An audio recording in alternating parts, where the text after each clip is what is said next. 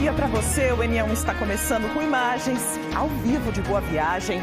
Na zona sul da capital, o nosso cinegrafista Elvis Lopes está no Parque Dona Lindu, à beira-mar. É possível acessar tanto aí pela Avenida Boa Viagem, quanto pela Visconde de Jequitinhonha. O parque foi construído em 2011 e é uma das últimas obras do arquiteto Oscar Niemeyer. Conta com espaços de lazer, parquinho para crianças e também para os pets, tem teatro e muito mais. E a gente aproveita para ver também a previsão do tempo. Aí na zona sul do Recife, olha, de acordo com a APAC, a Agência Pernambucana de Águas e Clima, o tempo fica parcialmente nublado, com pancadas de chuva de forma isolada aí no período da tarde e da noite, mas com intensidade fraca a moderada. O dia está bonito demais. Aqui no Recife, o sol brilha forte neste momento, apesar aí dessa previsão de chuva ainda para hoje. E vamos aos outros assuntos desta edição. Esta é a Rua Estrela Cadente, fica em Jaboatão dos Guararapes. O nome é até bem bonito, né? Mas olha só, a realidade é totalmente diferente. Moradores reclamam do lixo, da água de esgoto na rua e da falta de calçamento. O NE1 está de olho no trânsito também e na reclamação de quem é motorista, motociclista, ciclista e pedestre. E hoje, no Dia da Bicicleta, a gente vai mostrar o desrespeito muito comum em ciclofaixas. Tem oportunidade para quem quer entrar no mercado de trabalho da tecnologia. A gente traz as informações. Em Goiânia, na Mata Norte, a população conta agora com um ambulatório voltado ao acolhimento e atendimento médico para pessoas LGBTQIA+. Você vai ver como funciona. E ainda a obesidade infantil, uma doença que assusta muitas famílias. É preciso ficar atento ao que pode levar as crianças a este problema de saúde. No estúdio, a gente recebe um especialista nesse assunto. E você, claro, pode participar da nossa conversa mandando a sua pergunta pelo nosso canal Globo, QR Code. Está na tela para você participar. Olha, e tem muito mais para você nesta edição, é só ficar ligado com a gente até 13h. Eu agradeço desde já a sua companhia. Olha, já estou seguindo o NE1 no Instagram, meu diretor Marlon Vital já colocou aí para você o nosso @NE1.globo. Vai lá, comenta, compartilha, já começa a seguir para acompanhar também os nossos bastidores daqui. O NE1 está em todo lugar e conectado com você sempre. Agora são 11h50. Hoje é o Dia Mundial da Bicicleta, um meio de transporte que é muito usado para se deslocar pelas cidades, né? Segundo o IPEA, o Instituto de Pesquisa Econômica Aplicada, cerca de 50 milhões de bicicletas fazem parte do dia a dia do brasileiro. Para muita gente, é uma forma mais fácil, econômica e prática de chegar à escola, ao trabalho, aos compromissos pertinho de casa. E é sobre esse assunto que a gente fala no NE1 de hoje com Natália Dielu. Ela acompanhou a rotina de uma família que usa a bike para tudo, né, Natália? Conta essa história para a gente. Bom dia para você. Bom dia, Maristela. Bom dia a todos. A gente conheceu hoje a história de Chico e do filho dele, Henrique. Mas antes eu vou mostrar para vocês onde eu tô. Tô aqui na Rua da Aurora, na ciclofaixa, onde tem uma garotada aprendendo a andar de bicicleta, porque esse também vai ser assunto do NE1. A gente vai mostrar um serviço muito legal, gratuito, para quem quer aprender a andar de bicicleta, não somente crianças, né? A gente está vendo aqui os meninos na ciclofaixa da Rua da Aurora. E a gente vai mostrar, então, nessa edição do NE1, a história de Henrique e do Chico, que é muito inspiradora, porque eles fazem tudo de bike. O Chico é o pai de Henrique, já pedala há mais de 30 anos. E eles vão, por exemplo, para a escola de bike. De manhã o dia já começa na bike, o Chico e Henrique indo para a escola, ele inspirou o filho, né, a gostar da bicicleta, a entender esse meio de transporte que é simples, acessível e é usado aqui no Brasil por mais de 7 milhões de pessoas, de acordo com o IBGE. Não polui, não faz barulho e ainda combate o sedentarismo. Então, apesar dos problemas de infraestrutura, né, que os ciclistas ainda enfrentam nas cidades, ele é um meio de transporte que é defendido por muita gente, porque ele traz muitos benefícios, né, para o corpo, para a mente. Então a gente vai trazer essa reportagem, vai trazer também esse serviço muito legal do Bike Anjo, que é gratuito por meio de um aplicativo, para inspirar as pessoas, né, e para trazer informações, Maristela. Assunto de mobilidade está aqui no NE1 para você acompanhar. Daqui a pouco, Natália Dielu traz outras informações para a gente, para você que está circulando pela cidade de bike, está acompanhando também aqui o NE1. Olha, a gente vai seguir com outros assuntos, porque o comportamento responsável no trânsito é essencial para manter a segurança de ciclistas, de pedestres, de motoristas, de passageiros também. Tem medidas aplicadas no trânsito para tentar aí controlar a velocidade dos veículos e reduzir os acidentes. Uma dessas medidas é a instalação de radares de velocidade. Quem desrespeita o limite, além do risco de provocar acidente, pode ter que desembolsar aí um valor alto para pagar multas. Luna Markman esteve na BR-232, que é uma rodovia bem importante, né? Para quem chega ao Recife, para quem segue para o Agreste, para o sertão do estado. Ela escutou muitas reclamações justamente sobre esses radares, né, Luna? Bom dia para você. O que os motoristas disseram, hein? Oi, Maristela, bom dia para você e a todos. Essa provocação começou ainda no canal Globo, com mensagens enviadas pelos telespectadores que transitam ali, principalmente no trecho entre Recife e o município de Bezerros, logo depois de Gravatá, falando que notaram a mudança, né, a substituição das antigas lombadas eletrônicas pelos radares. Eles disseram que isso eles começaram a notar pelo menos há cerca de um mês. A gente foi na estrada e observamos realmente essa troca, né, de equipamento. E conversando com moradores e também com motoristas, qual foi a reclamação principal? É que não há uma sinalização indicando que tem a fiscalização eletrônica. Vamos lá, tem as placas indicando o limite da velocidade. A gente encontrou placas de 60 km por hora, mas não tem a indicação da fiscalização eletrônica. E aí as pessoas ficaram na dúvida, primeiro, se a fiscalização já estava valendo, porque não tinha essa placa, se é preciso ter essa placa indicando, né? Porque às vezes você só sabe que tem um radar quando está chegando muito perto e aí dá aquela freada brusca e isso pode acontecer algum acidente. Essa é a preocupação de alguns motoristas, assim como também a multa, porque aí fica sem saber se foi multado, se não foi. Então a gente veio ao DER, que é o Departamento de Estradas e Rodagens, para tirar essas dúvidas, porque assim, a BR-232 é uma rodovia federal, mas aqui em Pernambuco tem essa parceria com o DER para, inclusive, a instalação desses novos radares. E aí a gente quer saber quando começou essa instalação, até quando vai até aonde, se já está funcionando, se precisa ter mesmo essa placa indicando a fiscalização, se o posicionamento das placas indicando o limite de velocidade está correta, isso porque teve gente que disse, eu tô achando que está muito em cima, ou então na descida da Serra das Russas, quando é à noite, acha que está mal sinalizado, podia ser um pouco mais claro o local. Então é isso, você aí que vai pegar a estrada, principalmente nesse período de São João, deve estar muito atento também a essas sinalizações, Maristela. Essa informação precisa ser bem clara para esse motorista que está ali na rodovia, né, Luna? Daqui a pouco você volta, então, com outras informações. Já conversamos aqui sobre os motoristas, falamos sobre os ciclistas. Bora, então, pelo trânsito da região metropolitana, agora 11 horas e 56 minutos.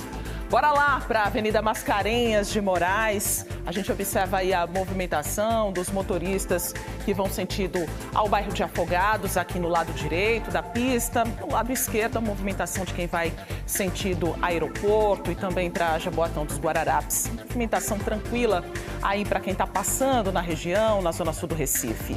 Agora bora para a Avenida Guararapes, no bairro de Santo Antônio. Área central do Recife para você, com essa imagem aí pertinho do rio Capibaribe. A gente observa a movimentação ao vivo também, bem tranquila agora para o horário. A gente está chegando aí pertinho do meio-dia e as pessoas se deslocando para os compromissos da hora do almoço. A gente segue o nosso giro pela Avenida Norte com a professor José dos Anjos, ali no bairro do Arruda. E a gente observa também como é que está o trânsito neste momento. Olha, quem está precisando tirar uma nova identidade, seja a primeira ou segunda via, pode procurar o posto temporário do Instituto de Identificação Tavares Buril, no Shopping Guararapes. O Instituto, aliás, é responsável aí pela emissão desse documento aqui no estado. Bruno Fontes está pronto para trazer as informações para a gente sobre este assunto, né, Bruno? Bom dia para você também. Oi, Maristela, bom dia para você, bom dia para todo mundo. Nós estamos aqui no Shopping Guararapes, como você falou, estou na portaria B, e é onde então esse posto foi montado desde o dia de ontem e vai até o fim do mês. E é impressionante já a movimentação, a gente já traz também desse serviço importante, porque muitas pessoas que passam por aqui, elas vêm nesse QR Code e conseguem já fazer esse agendamento. O horário de funcionamento, vocês estão vendo, vai das 9 da manhã até as 7 da noite.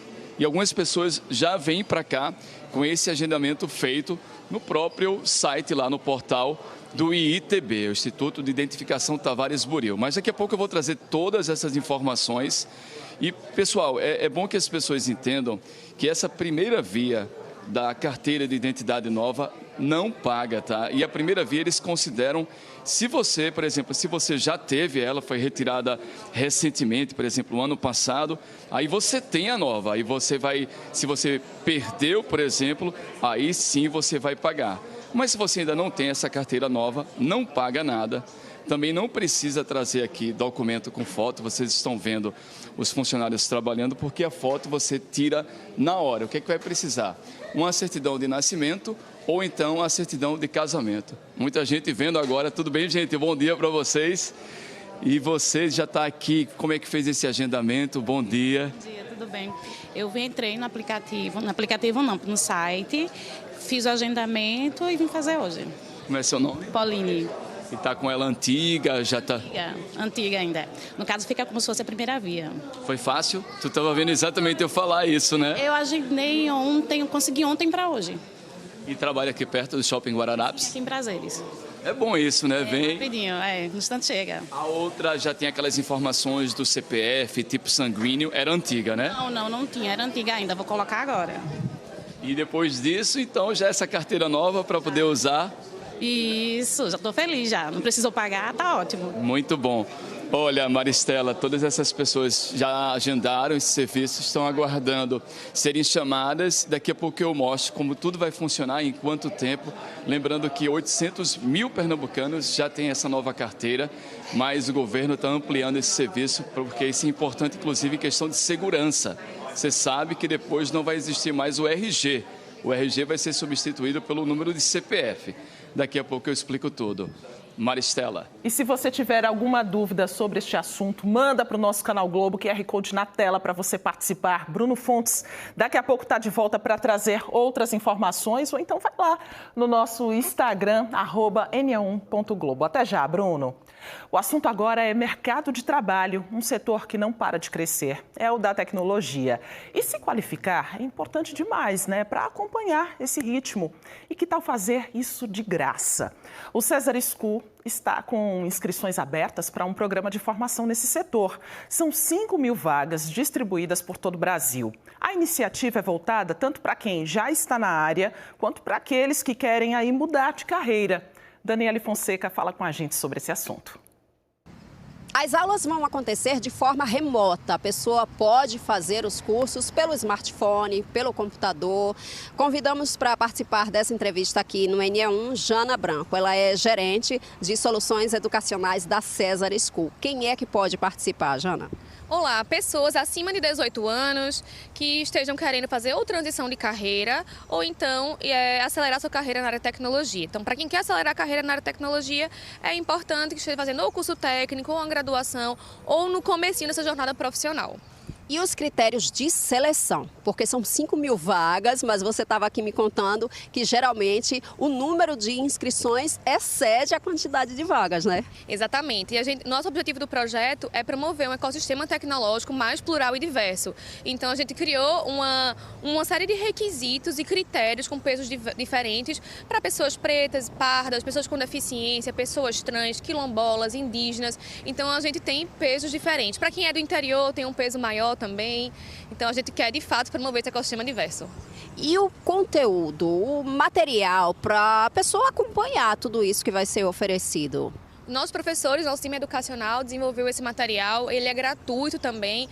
É só importante que o candidato ele leia o e-book que está lá no nosso site, para que ele entenda que tipo de configuração eu preciso ter na minha máquina ou no meu celular para conseguir acompanhar as aulas. Então, para quem está no transição, são configurações ainda primárias, mas para quem está na aceleração, exige um pouco mais. Tem prova e tem certificado? Prova não, certificado sim. Então, ao longo da jornada de 10 semanas, a gente tem microcertificados. Então, o estudante ele vai ganhando esses certificados ao longo das 10 semanas e, no fim, ele tem um grande certificado final também. E a oportunidade de aproveitar, de se candidatar a uma vaga no mercado de trabalho ou para quem quer ser autônomo mesmo fazendo esses cursos, Jana? Perfeito. Nós temos dentro do projeto algumas pessoas que trabalham justamente fomentando e se conectando com essas outras empresas para olhar para a empregabilidade. Então, o estudante que sai do FEST já está com um selo FEST, um selo César School, e aí ele tem oportunidades diversas no mercado. Jana Branco, a gente agradece demais sua participação. Pessoal, as inscrições vão de hoje até o dia 4 de julho, tá? É lá pelo site cesar.school. A gente volta para o estúdio do NE1. Essa capacitação faz parte de uma iniciativa do Ministério da Ciência, Tecnologia e Inovações. As aulas estão previstas para começar no dia 14 de julho, online, com carga horária de 80 horas. E junho é o mês do orgulho LGBTQIA+, que celebra a diversidade e busca pela visibilidade e direitos para essa comunidade.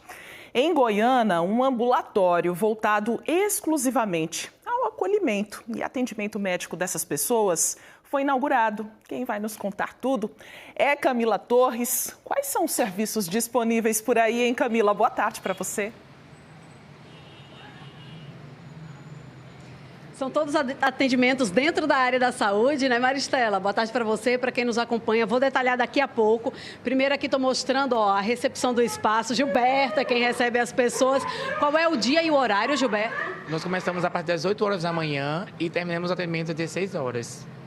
De 8 às 16 ou de 8 às 18? De 8 a 16. De 8 às 16, de segunda a sexta? Segunda a sexta. Tá certo, é só chegar. Só chegar, trazer seu cartão do SUS, fazer sua fichinha, passar pela triagem e ser atendido.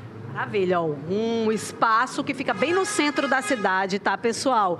É na Rua da Praia, não tem número, mas fica bem perto da Secretaria de Saúde, perto da Praça do Centro também, a Praça Duque de Caxias. Então, fica fácil de encontrar. Cadídia Larissa, que é a secretária de saúde daqui de Goiânia, pode detalhar para a gente quais são esses serviços de saúde, então, secretária, que são serviços voltados especificamente para o público, né? LGBTQI, APN+, né? Isso. Nós temos clínico geral, infectologista, ginecologista, proctologista, nutricionista, fisioterapeuta, psicólogo, psiquiatra e a equipe de enfermagem. Toda a equipe fica disponível todos os dias aqui? Não, nós temos a escala. Mas aí o clínico geral é todos os dias, porque aí ele vai direcionar. Se o paciente vai para o proctologista, se vai para o ginecologista, psicólogo e psiquiatra também são diariamente. Porque a gente tem uma dimensão de atender não apenas o paciente LGBT, mas também a família, quando necessário, nessa parte da psicologia. Isso é bastante interessante, que a terapia envolva a família também quando há questões a serem resolvidas. Porque o processo de transição não é um processo fácil, não apenas para o paciente, mas para a família também. Então, para poder esse atendimento ser ser de qualidade, ser um atendimento abrangente, né? Que ele se sinta aceito pela família e pela sociedade. Então, a gente atinge a constelação familiar nessa parte psicológica. Maravilha. Khadija Larissa, secretária de Saúde aqui de Goiânia, vai continuar com a gente mais um pouquinho, porque daqui a pouco a gente traz mais informações. Vocês estão ouvindo a buzina porque está no horário de saída da escola e aqui na frente está com bastante trânsito, tá? Mas daqui a pouco a gente volta a conversar, trazendo mais informações. Mas a gente já sabe que tem um monte de atendimento na área da saúde para esse público e o atendimento de segunda a sexta, das 8 às 16, e é demanda espontânea. Vem para cá, faz o cadastro para passar pela triagem. Maristela. Daqui a pouco a gente vai conhecer mais alguns dos serviços aí com Camila Torres e por enquanto a gente escuta, né, a movimentação na cidade, os compromissos da hora do almoço, gente pegando o filho na escola. É isso mesmo, Camila. Agora 12h07 a gente segue com outras informações aqui pela região metropolitana. A seguir, o NA1 vai falar sobre obesidade infantil. Sabia que o uso excessivo de celular tem relação com a doença? A gente explica. Você vai ver também que moradores de uma rua em Jaboatão dos Guararapes reclamam da sujeira e da falta de calçamento. Hoje é o dia da bicicleta e o NA1 vai mostrar como esse transporte faz parte da vida de tanta gente, né? Mas ciclistas pedem atenção das autoridades e respeito também no trânsito. O NA1 vai para o intervalo chamando você para seguir a gente no Instagram. Por lá você acompanha notícias, bastidores e curiosidades também. E também pode mandar a sua sugestão de reportagem. Tá aí com o celular na mão? Então segue @na1.globo. O NA1 volta em instantes. Até já.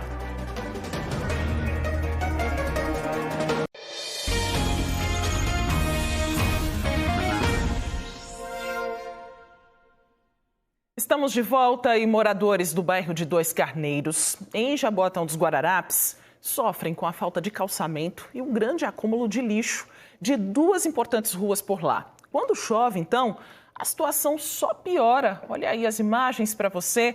O lixo, que é uma outra grande queixa de quem vive no local, se mistura com a água, que não tem para onde escoar, e vira isso aí, um grande criador de animais peçonhentos e também de mosquitos. Denis gosta do local onde vive, mas sente o maior desgosto do cenário que se formou aqui. O lixo amontoado na entrada da rua Estrela Cadente, que dá acesso ao loteamento Santa Joana, acaba sendo uma triste localização para os moradores. Quando a gente pega um ponto de referência, tal rua, sabe aquela rua do lixo, é? Pronto, aqui já é conhecido como a rua do lixo agora. Né? Já está abandonado, já está conhecido como tal coisa já. Dessa forma já, e a gente fica até com vergonha de chamar alguém na nossa casa, né? Quando chega, quebra nessa esquina que vê esse lixo, já comenta depois, por que tu mora aí e por que assim. Parte do lixo fica boiando na água acumulada da chuva. Um cenário horrível. Tudo isso ao lado de uma caçamba que, de acordo com a vizinhança, foi colocada pela prefeitura. Seu Luiz Henrique mora quase em frente ao problema. Contou que já foi surpreendido várias vezes com animais peçonhentos dentro da casa dele. Principalmente rato, cobra, apareceu uma jiboia pequenininha dentro do meu banheiro um dia desse. Escorpião, de vez em quando está levantando um cesto de lixo, tem um escorpião, 2, 3 escorpião de embaixo, tá entendendo? Então, é coisas que, sabe, está complicando a vida da gente aqui. Seu Rivaldo contou que a coleta da prefeitura é feita todos os dias, perto da hora do almoço. Mas que falta conscientização das pessoas, que na maioria das vezes deposita o lixo fora da caçamba e do horário recomendado. O coletor vazio, em vez de você jogar dentro do coletor, joga fora. A prefeitura tem uma parcela de culpa? Sim, tem. Isso aí é o quê? Fiscalizar. Se tiver uma fiscalização, isso não vai acontecer. E tem a educação do pessoal, dos próprios moradores. As famílias disseram que a coleta das metralhas e dos restos de móveis demora mais tempo para acontecer. Só é feita a cada 15 dias. A falta de calçamento, a buraqueira e a água empoçada são outros problemas enfrentados. Tanto por quem mora aqui, quanto por quem vem prestar um serviço. Se eu quiser entregar uma água, um gás, como é que eu vou entregar? Porque fica difícil demais. Aí as pessoas têm que pegar, coitado do irmão que tem esse tijolo aqui, todo o povo está acabando, porque fica pegando os tijolos do irmão, Marco, e bota aqui na rua para servir como escada. para chegar. Eu digo, irmão Marcos, daqui para o final do inverno vai acabar seu tijolo todinho. Quem passa aqui com criança, com menino pequeno para ir para a escola? Aí a dificuldade é o seguinte, ele não passa mais por essa rua, ele vai por outra rua para sair lá na avenida, que já é calçada. Veja que embaraço.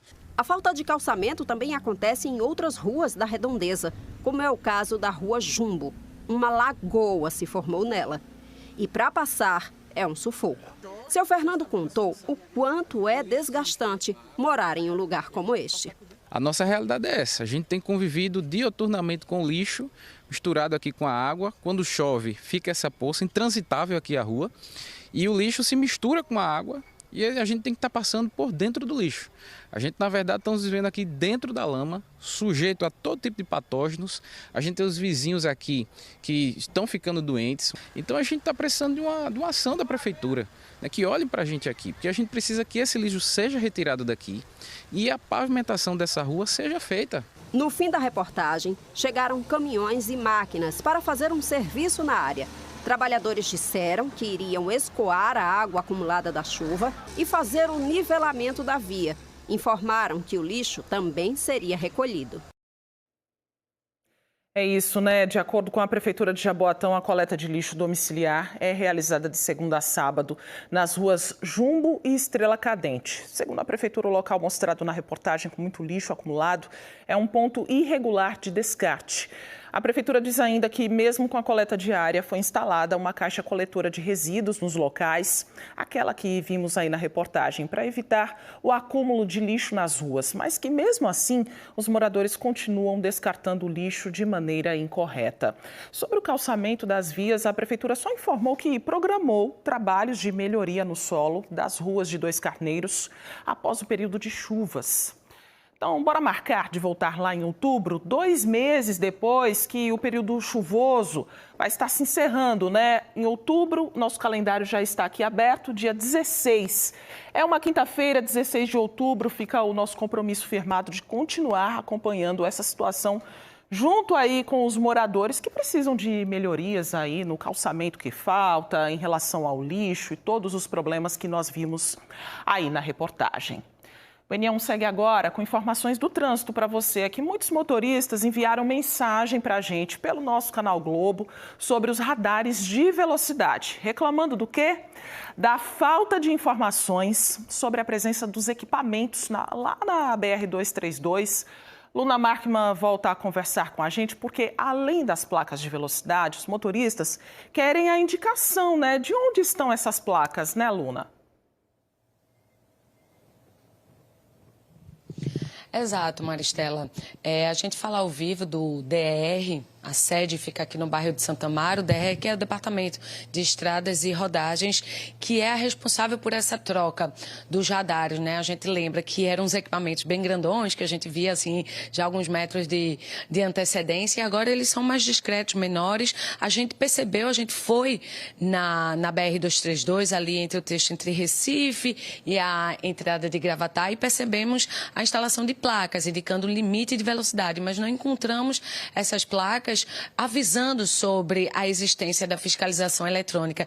E conversando com os motoristas, eles queriam saber se é obrigatório, se já está começando a multar, principalmente agora, né, período junino, que muita gente vai para o interior do estado, muitos turistas que às vezes não conhecem as estradas, porque alguns lugares que tinham a lombada foram substituídos, mas também tem radares em locais novos. Então, vamos conferir essa reportagem que eu fiz junto com a cinegrafista Dais Santos e daqui a pouco a gente volta com essas respostas aqui no DR.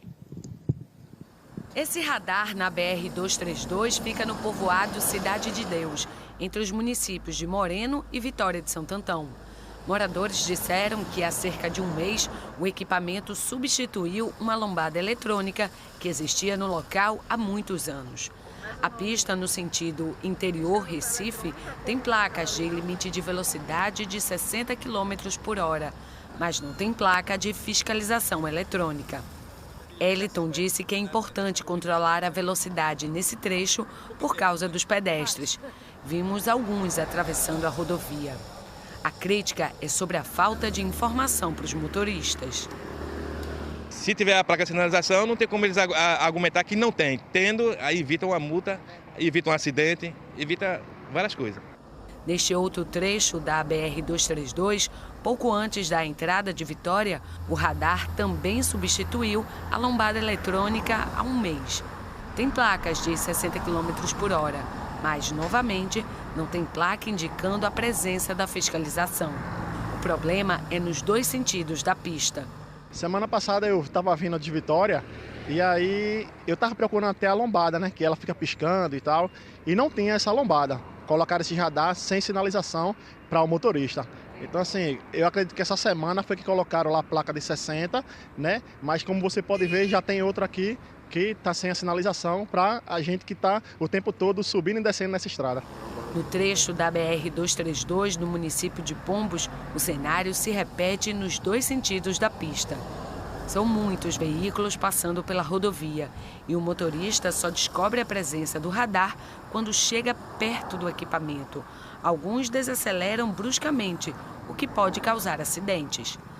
Na subida da Serra das Russas, outro radar, mas desta vez não tem nem a placa indicando o limite de velocidade. O Canal Globo recebeu mensagens sobre a falta das placas de fiscalização eletrônica na BR-232. Luiz Inácio disse que quase sempre em Pombos tem uma viatura da PRF com radar manual e perguntou: como faço para saber a velocidade da via se não tem placa em nenhum lugar? As únicas que aparecem são de 60 km por hora.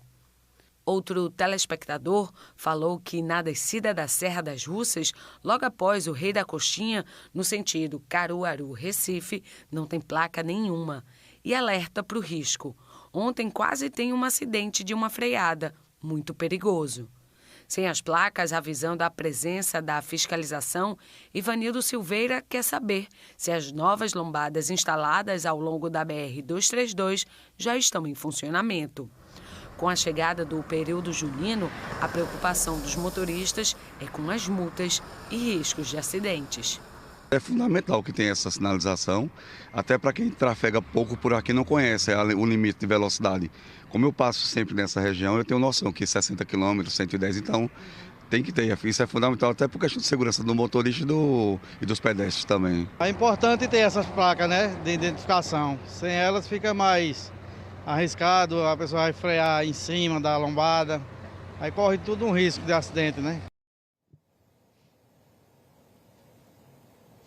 Pois é, por isso que é importante ter a placa indicando a velocidade já com alguma antecedência, porque aí dá tempo do motorista ajustar a velocidade com segurança e evitar acidentes. Agora eu estou aqui com o Rivaldo Melo, que é diretor-presidente do DR, para entender a placa que indica a presença do equipamento, do radar, ela precisa existir?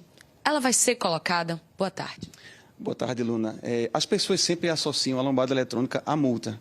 Essa é uma visão equivocada, né? As lombadas eletrônicas, elas têm uma função primária, que é salvar vidas, não é?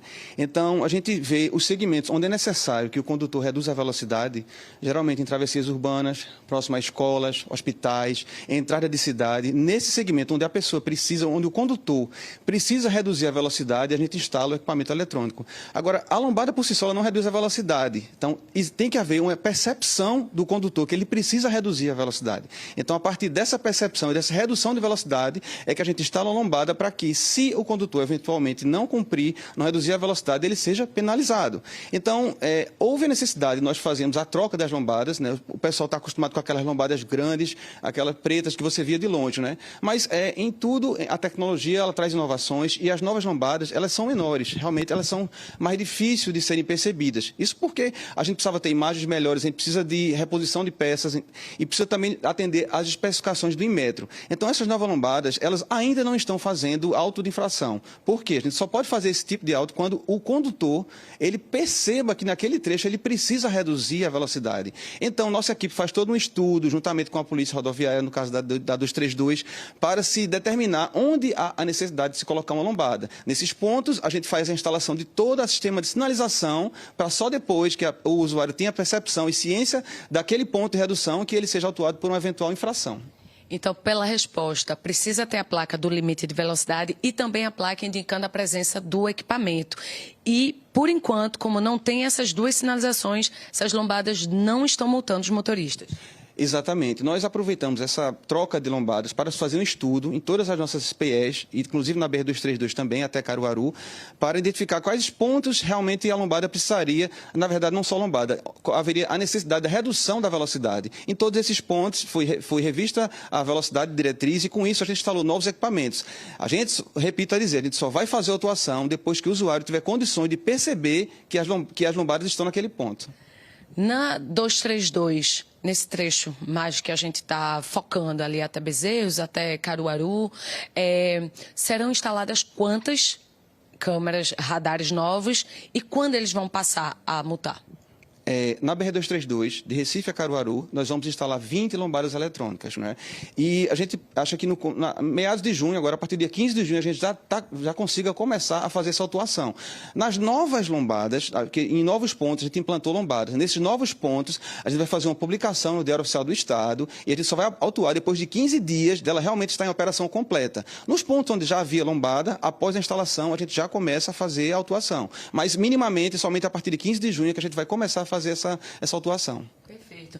Então é isso, o motorista ficar atento, porque quando a sinalização estiver completa, ou seja, com a indicação do limite de velocidade e com a placa indicando a presença do equipamento, aí sim que começa a multar. E só uma dúvida, na descida da Serra das Russas, à noite, mandaram até um vídeo pra gente, mostrando assim, como tá escuro ali. Vai ter iluminação também, só pra gente encerrar? Normalmente nas estradas, em trechos rurais, não se faz iluminação. A iluminação, ela responde aos faróis dos veículos, né, com prismas refletivos, com sinalização horizontal e vertical.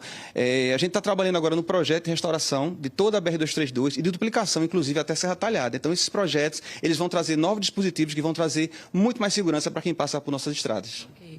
Muito obrigada pelas informações. Maristela, com você no estúdio. E segurança é fundamental para quem vai passar aí pelas rodovias. Estamos no mês de junho, muita gente vai pegar a estrada, tem muita festa no interior do estado. Então, obrigada pelas informações e ao representante do DR também. Bora voltar a falar sobre o Dia Mundial da Bicicleta. Muita gente usa a bike como um meio de transporte, né? Tanto pela facilidade quanto pela economia que esse meio de transporte oferece. Mas existem inúmeras dificuldades nas cidades e os ciclistas precisam ter aí alguns cuidados. Esse é o assunto de hoje, de Natália de Elu, porque os desafios são muitos, né, para andar pela cidade de bike, né, Natália? São muitos os desafios, mas principalmente a educação, né, dos motoristas conta bastante nesse contexto, né? A gente fala ao vivo aqui da Rua da Aurora, no Recife, são mais de 230 quilômetros de malha cicloviária. O que é malha cicloviária, né? São as ciclovias, como essa aqui da Rua da Aurora, que é mais elevada, dá mais segurança para o ciclista. Ali do outro lado também tem ciclofaixa, na Rua da Aurora, né? A ciclofaixa é essa sinalização que tem no chão, apenas a pintura, normalmente não tem barreiras físicas. E as ciclorotas, né? As ciclorotas são aquelas vias onde tem indicação de que podem existir ciclistas ali, mas não tem uma separação física. Então, isso é que forma a malha cicloviária de uma cidade. No Recife são mais de 230, cerca de 30 quilômetros são nos finais de semana, né? Essas ciclofaixas que são instaladas nos fins de semana, mas de acordo com o plano diretor, né, cicloviário da região metropolitana do Recife, que foi feito em 2014, com metas para até 2024, a região metropolitana deveria ter cerca de 600 quilômetros de malha cicloviária, né? E até agora, de acordo com os dados que a gente tem da Amiciclo, apenas 18% foi implantado. Então, ainda existe um longo caminho aí, né, para oferecer mais segurança para os ciclistas, para também implantar essa educação no trânsito, né, para que os motoristas consigam respeitar o espaço dos ciclistas, para que se torne, né, um ambiente seguro para todos, a rua, né, porque a rua é de todos. Então, a gente traz esses dados importantes para a gente falar nesse Dia Mundial da Bicicleta e a gente traz também o exemplo de Henrique, esse ciclista mirim, que está aprendendo direitinho com o pai dele, Chico, a curtir a bicicleta, a se interessar e a se proteger no trânsito também. Vamos acompanhar a reportagem. No quarto de Henrique, a bicicleta está em todo canto, nos brinquedos, no relógio e também nas medalhas das competições de bicicross que já participou. É um bom exemplo de cuidar do meio ambiente, é um bom transporte. Aos 10 anos, o menino ganhou o incentivo do pai, Chico, para se apaixonar pela bike. Pela coleção de bicicletas e acessórios na varanda da casa deles, dá para perceber que a bike por aqui é mais do que meio de transporte. É uma paixão. Ele anda comigo desde bebê. O primeiro rolê que ele deu comigo de bike, ele tinha 8 meses, no Bebê Conforto. Aí quando ele começou a escolinha, comecei a levar ele no na cadeirinha da frente. Quando ele passou dos 15 quilos, aí eu coloquei a cadeirinha no bagageiro. E quando ele passou dos 6 anos, eu comecei a incentivar o uso da bike. Então a gente ia devagarzinho e tal. Henrique se organiza todos os dias para ir à escola de bike. O pai e ele estão sempre equipados. Ele fica do meu lado e eu vou acompanhando ele assim, porque eu já sei o caminho também que você faz. Eu gosto muito de andar de bicicleta. É muito legal. O percurso é de cerca de 1 quilômetro. Eles saem do bairro da Encruzilhada para Campo Grande, na Zona Norte. E Henrique é desenrolado. Aprendeu com Chico a estar atento às leis de trânsito e aos caminhos. Sempre explicando a ele, fazendo ele participar do trânsito, olhando, pedindo para ele olhar para trás para ver se vinha carro, mostrando que a gente tem que dar sinal de trânsito, tem que mostrar nossa intenção no trânsito. Porque quanto mais visto a gente é, mais respeitado a gente vai ser também. Se você respeita, a via é de mão dupla, né? Naturalmente a gente vai ser respeitado. Chico é biólogo, mas já trabalha há muitos anos como instrutor de bike. São mais de 30 anos utilizando a bicicleta como meio de transporte. Hoje, Chico se orgulha e confia no ciclista que Henrique está se tornando. Mas sabe que no trânsito, os ciclistas estão vulneráveis e é preciso tomar muito cuidado. Hoje eu tenho plena consciência que se ele for daqui sozinho para a escola, ele vai chegar lá em segurança. Só que a gente sabe que os riscos que ocorrem em qualquer grande cidade não é só da violência do trânsito. Existe a bandidagem, né? Mas eu tenho consciência de que ele já sabe o contexto, já sabe se defender do trânsito, já sabe o que tem que fazer de certo e errado. Ele já sabe quando os carros viram sem dar seta e tal. No caminho até a escola de Henrique, por exemplo, não tem ciclofaixas, mas eles conseguem fazer o percurso em segurança. Hoje, ele já começou a perceber que algumas situações do nosso dia a dia é muito mais conveniente a gente fazer de bicicleta. Vou lhe dar um exemplo simples. Quando a gente chega na escolinha dele, tem muitos carros, né, deixando as crianças e tal. Então, o tempo que os pais levam para estacionar no local certo, para não fazer fila dupla, deixar a criança, levar, se a criança for muito pequenininha, levar para dentro da escola, sair e tal, é uma demora danada. Quando a gente chega na escola, a gente já entra com as bicicletas. Eu já deixo minha bicicleta no hall ali, principal da escolinha, levo a bicicleta dele para o bicicletário, ele já fica na sala dele, já dou meu cheirinho, já vamos embora trabalhar. Então a dinâmica é muito mais eficiente. Uma rotina que faz pai e filho felizes e planta uma semente para o futuro. Eu acho espetacular quando ele diz que a bicicleta vai fazer parte da vida dele para sempre. Porque todo pai é assim, né? Você quer ver seu filho feliz, saudável, seguro, mas você quer que ele faça uma coisa legal que você também gosta, né? E nem sempre isso é possível. Eu tive uma sorte danada, porque tudo que eu pedi para ele fazer, ele fez e ele gostou. Eu fiquei rezando ali, né? Espero que ele goste, espero que ele goste. Mas a coisa foi tão natural acontecendo que agora não tem mais volta. Toda vez que a gente está conversando alguma coisa sobre bicicleta, ele vem com uma ideia nova, e ele quer comprar uma peça nova, e ele quer pintar a bicicleta toda semana, e é aquela dinâmica com a bicicleta, né? Eu acho espetacular. Ele é um garoto muito legal.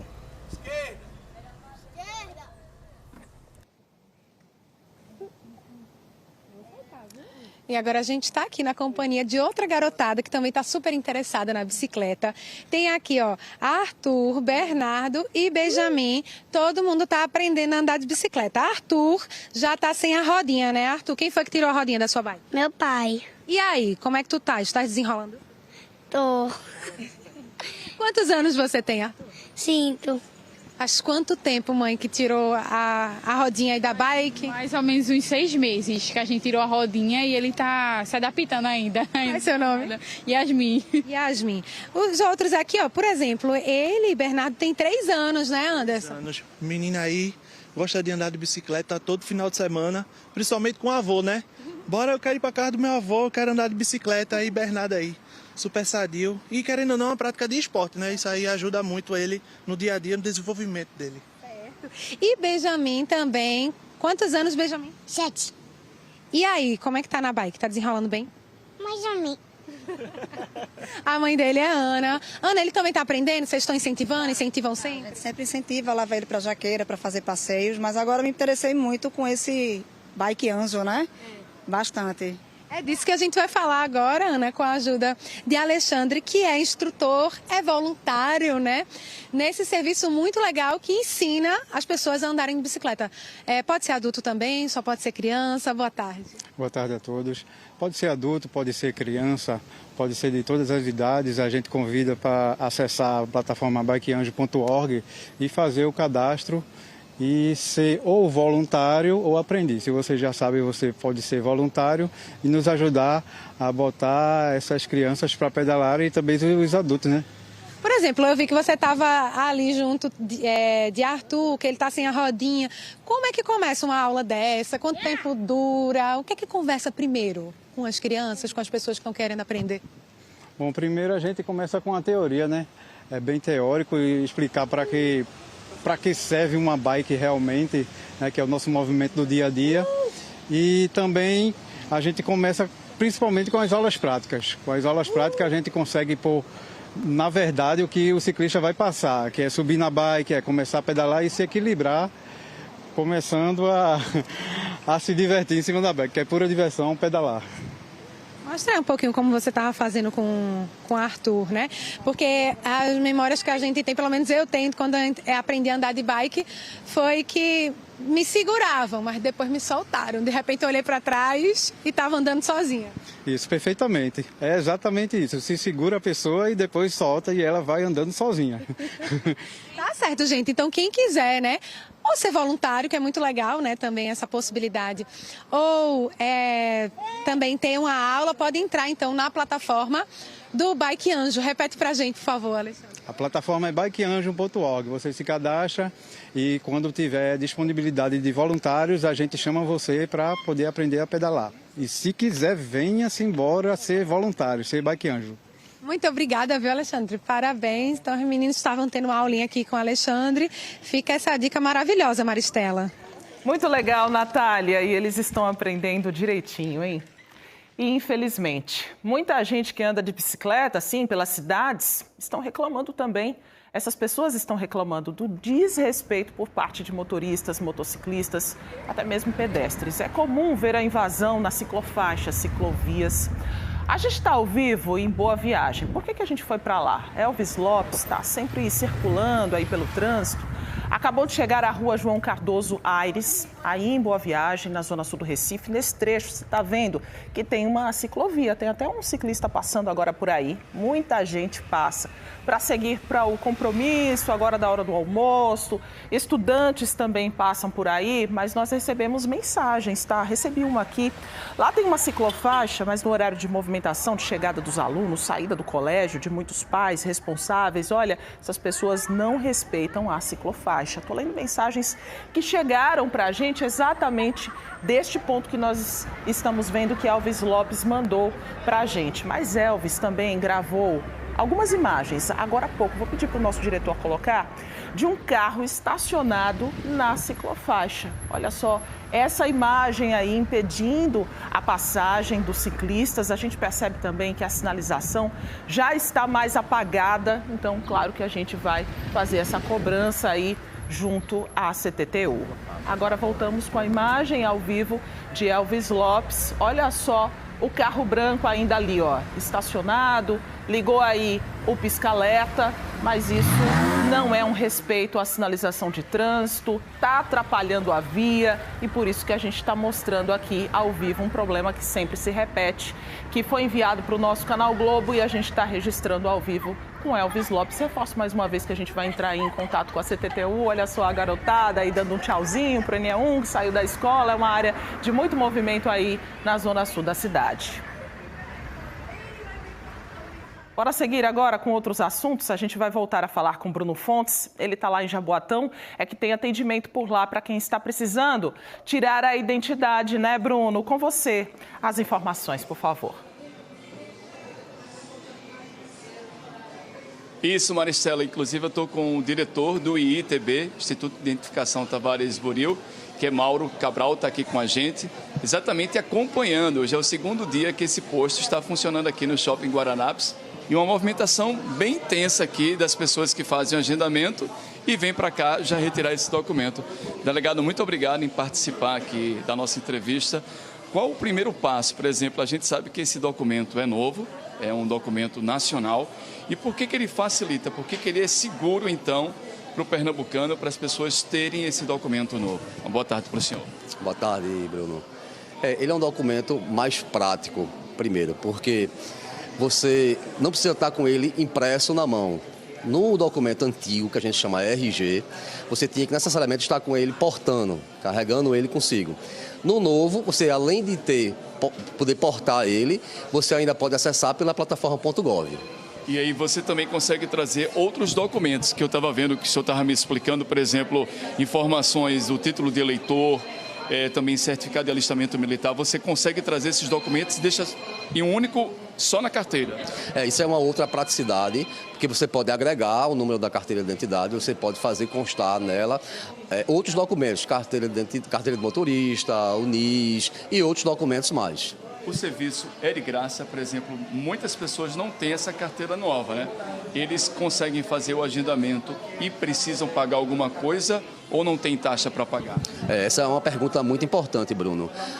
Se a pessoa for obter pela primeira vez a nova carteira de identidade, que a gente chama de SIM, não precisa fazer o pagamento, porque ela é a primeira via. Então, gente, fica esse recado. Esse posto vai funcionar aqui até o fim desse mês, aqui no Shopping Guaranápolis. É pela portaria B. Esse atendimento é de graça, agora precisa fazer o agendamento. Sempre funcionando aqui das 9 da manhã até as 7 da noite. Maristela.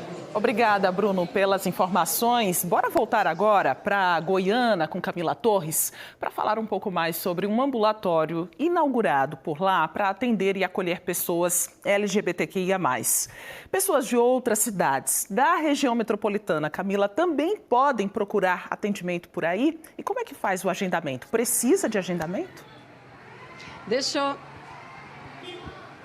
eu já chamar, então, Cadide, a Larissa. Pode vir para cá, secretária, para poder conversar com a gente. O agendamento não precisa, tá? Vem para cá para poder fazer o cadastro presencialmente. Tem que trazer o cartão do SUS, documento de identificação para fazer esse cadastro e aí passar pelo clínico geral para poder depois saber qual é o atendimento específico que o paciente vai precisar. Agora, deixa eu saber aqui da secretária.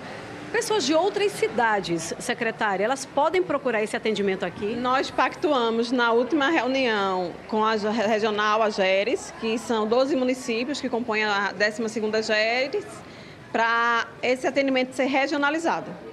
E aí, tem previsão já de quando que essas pessoas de outras cidades podem vir para cá? Eu acredito que na reunião desse próximo mês já vai estar liberado. Assim como também o processo de testagem rápida e entrega de PrEP. O que vocês perceberam no atendimento na área da saúde e que vocês identificaram a necessidade de ter uma unidade para atender especificamente o público LGBTQIAPNA+? A gente percebeu o quê? Que essas pessoas, elas se restringiam a irem às unidades básicas pelos olhares, por medo, por aquele receio, né, de constranger.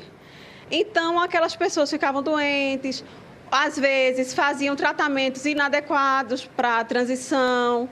Então, realmente, a gestão vimos juntos que havia essa necessidade desse espaço, como temos aqui o Centro da Mulher, ter esse centro, ambulatório LGBT. Secretária, e como é que foi a capacitação da equipe para esse atendimento? Foi feita pela Secretaria Estadual de Saúde. Aí tivemos formações, profissionais que já trabalharam com esse público. Inclusive, uma das particularidades é que a maior parte dos profissionais daqui são LGBTs. Então, eles têm essa sensibilidade de tratar. Então, eu acho que esse atendimento entre pares é bem mais confortável, tanto para o paciente quanto para o profissional. Secretária, pedi só mais uma participação aqui com outra informação da senhora. Enquanto a gente estava esperando a nossa participação aqui ao vivo, pessoal, havia um grupo de servidores da saúde aqui onde nós estamos. E eles estavam questionando a secretária a liberação de um dinheiro que seria por gratificação para determinados servidores da saúde aqui do município. Pelo que eu pude entender, secretária, por favor, me ajude, essa gratificação já foi autorizada pelo Legislativo, já foi sancionada pelo Executivo também, e eles estão querendo saber quando, de fato, o dinheiro vai estar com eles. Eu até pedi para que os servidores ficassem aqui para participar ao vivo com a gente. Eles preferiram não participar aqui ao vivo, ficaram receosos de represálias, mas eu, de qualquer forma, vou perguntar aqui à secretária, quando que essa gratificação vai chegar aos servidores que têm direito a ela, secretária? Nós estamos fazendo o máximo possível para ter celeridade para pagar nessa folha de junho. Essa gratificação que eles falam é o antigo Previne, que é uma luta que eles já vêm de anos passados, e essa gestão brigou por isso, brigou para que eles tivessem, fizemos todo o projeto de lei, todo o processo que seria necessário para que eles fossem contemplados. Hoje foi uma nova portaria, né, que é a 3493, que substitui o antigo Previne, e nós vamos contemplar esse valor que já vinha desde o ano passado, todos os servidores que têm direito a ela. Obrigada, a gente vai continuar acompanhando. Maristela. Isso, Camila, obrigada pelas informações. Vamos seguir, sim, acompanhando. E entre os destaques do Jornal Hoje, você vai ver que o governo quer fechar hoje as mudanças nas cobranças do IOF, o Imposto sobre Operações Financeiras. Kovalik chega agora com esse e outros destaques. Oi, Kovalik. Olá, daqui a pouco a gente se encontra no Jornal Hoje e você vai ver. Menos de uma semana depois da prisão do cantor MC Pose do Rodo, a Polícia Civil voltou à casa dele. Hoje o alvo é a influenciadora e esposa dele, Viviane Noronha. As buscas fazem parte de uma operação que mirava um esquema de lavagem de dinheiro do Comando Vermelho. E o governo quer fechar hoje mudanças na cobrança do IOF, o Imposto sobre Operações Financeiras.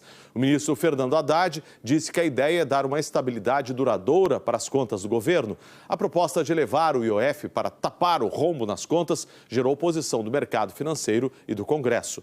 Nas notícias internacionais, mais mortes próximas a centros de distribuição de alimentos em Gaza. O exército de Israel nega que tenha atirado contra civis.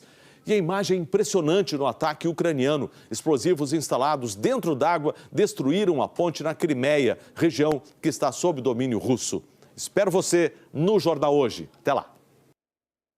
A gente segue agora com um alerta. Segundo a Organização Mundial da Saúde, o número de crianças e adolescentes com obesidade entre 5 e 19 anos em todo o mundo aumentou 10 vezes na última década. Um risco muito grande para a saúde.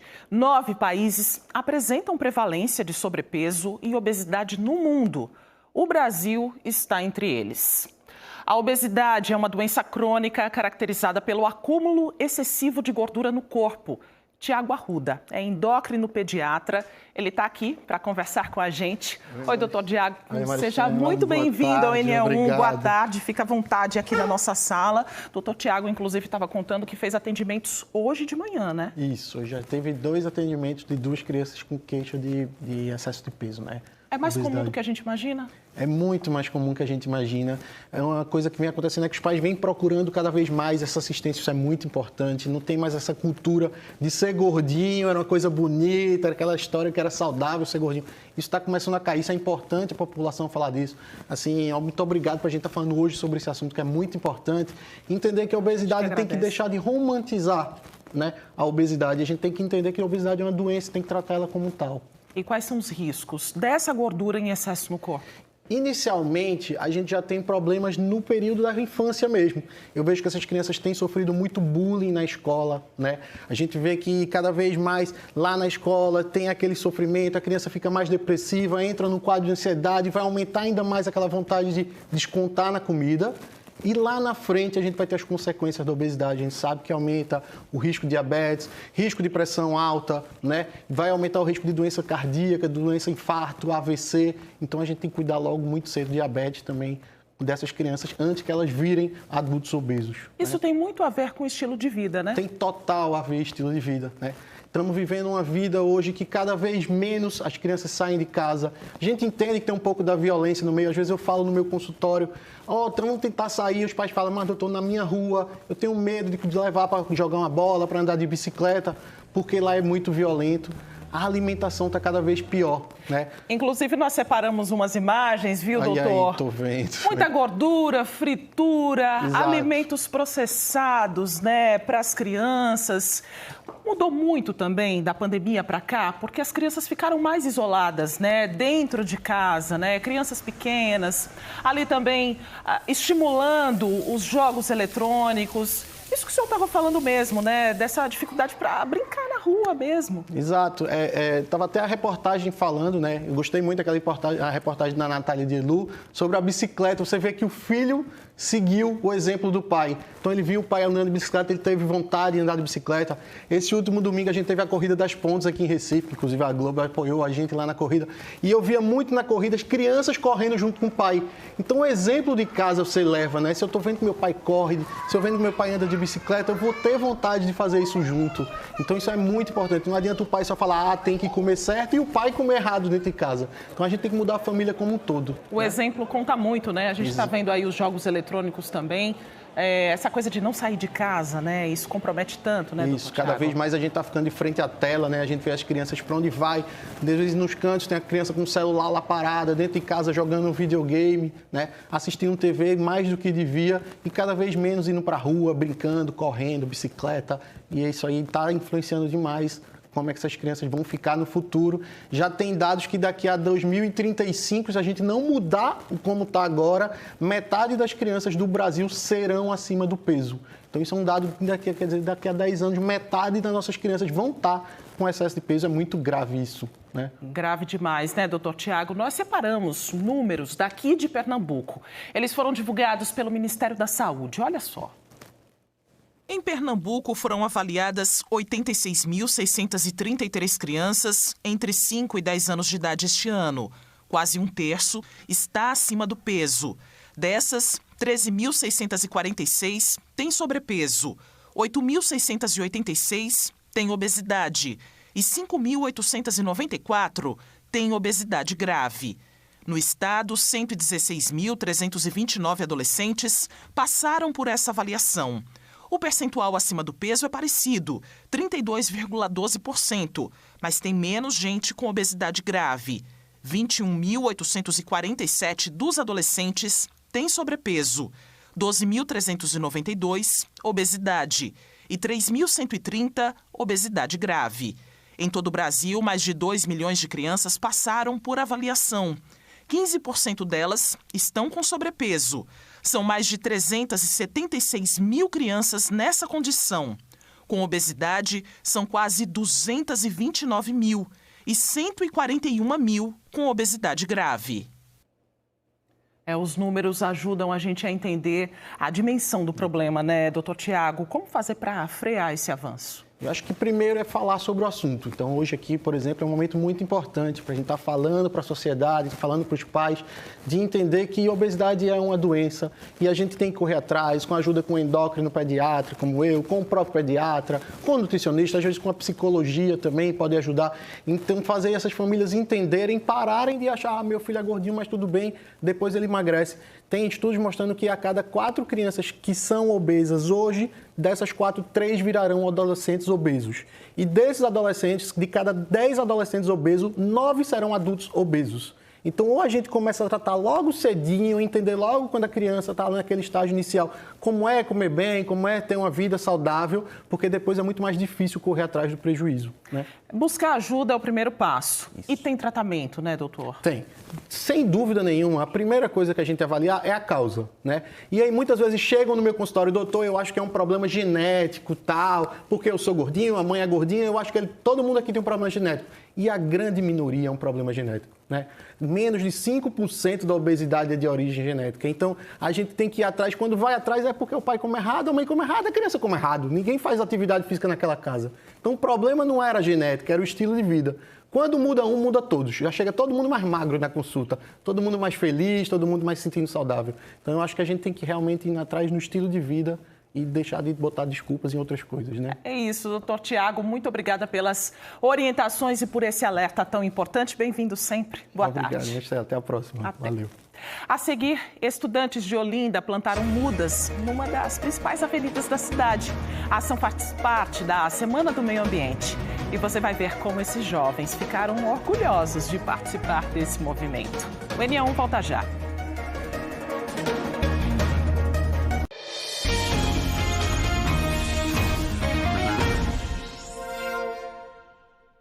NA1 de volta e esta é a Semana Nacional do Meio Ambiente e várias ações estão sendo realizadas desde ontem. Já mostramos algumas aqui no NA1 e hoje em Olinda, alunos da rede pública receberam lições de educação ambiental e ajudaram a montar um corredor verde numa área de trânsito intenso. Maria Fernanda estava muito orgulhosa de participar da atividade. Ela já tinha vivido a experiência de plantar mudas na escola onde estuda, em Olinda. Você plantar e colher e consumir aquilo que você mesmo produziu é muito gratificante, é muito importante, sabe? E quando a gente começou com a Semana do Meio Ambiente, eu fiquei muito feliz porque a gente ia começar, né, os nossos trabalhos por aí, não só dentro da escola, né, mas a gente começou a aplicar nas comunidades e agora a gente está vindo aqui para o meio da rua para poder plantar. Estudantes das escolas Sigismundo Gonçalves e Estadual Guedes Alcoforado participaram do plantio de mudas na Avenida Olinda, que dá acesso à cidade. A ação fez parte do projeto Plantar Junto, do governo do estado, que incentiva o plantio de árvores e a sustentabilidade. Os alunos tiveram aulas teóricas e práticas sobre esse cultivo. Os jovens acharam o máximo colocar a mão na terra nesse mutirão pelo meio ambiente.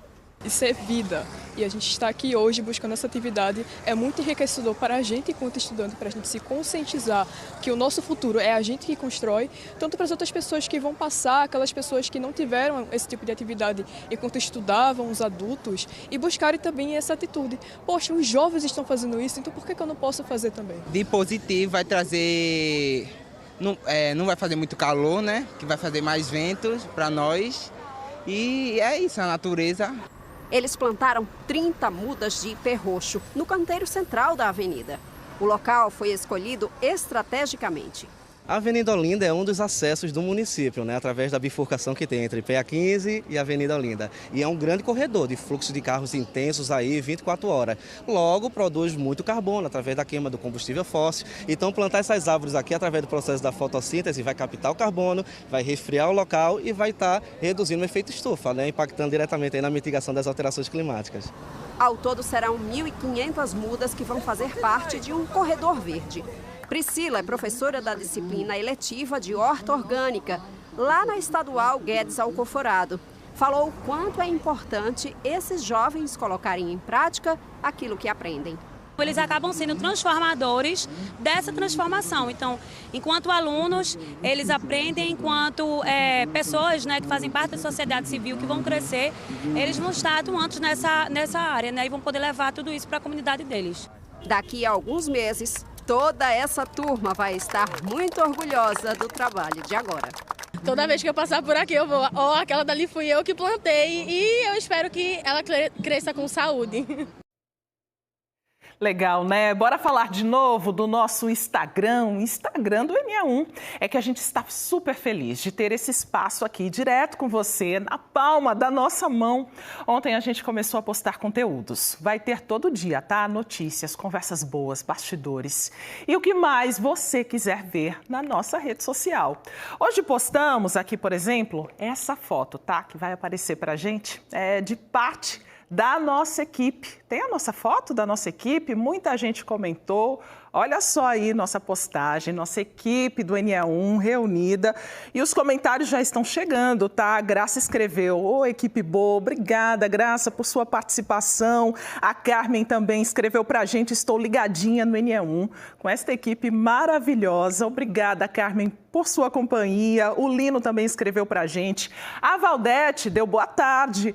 Obrigada, Valdete. Boa tarde para você também. Bom almoço. Ela escreveu ainda: equipe ótima. Olha, sou suspeita, viu? Nossa equipe é muito massa mesmo e é muito legal ter a sua companhia aqui com a gente. Josué também escreveu. Moura também escreveu. Galera massa, show de bola. Muito legal ter a sua participação. Continua mandando suas mensagens, sugestões pelo nosso canal Globo e também aqui pelo Instagram do NE1, ne1.globo. E o NE1 volta amanhã. Você, claro, pode rever e compartilhar as nossas reportagens a qualquer hora, tá? Vai lá no Globoplay. Uma ótima tarde para você. Obrigada por sua companhia. Fique agora com o Globo Esporte.